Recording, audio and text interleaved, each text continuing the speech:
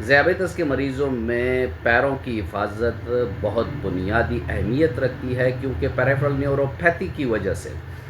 پیر پر زخم بھی آ جاتا ہے اور مریض کو پتہ ہی نہیں چلتا کہ میرے پیر پہ زخم آ گیا، اور جس کی وجہ سے وہ زخم بڑھتے بڑھتے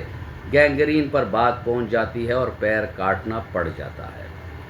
تو ہومیوپیتھک کی 3 ایسی بہترین ادویات جو گینگرین اور ڈائبیٹک فٹ میں بہترین کام کرتی ہے، اس کے زخم کو بھی منجمد کرتی ہے اور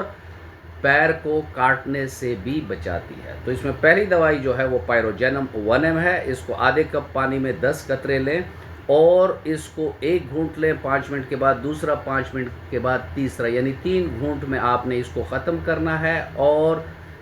گن پاؤڈر 30 طاقت میں اور سکیلکور 30 طاقت میں، یہ 2 قطرے صبح دوپہر شام آدھے کپ نیم گرم پانی میں لیں۔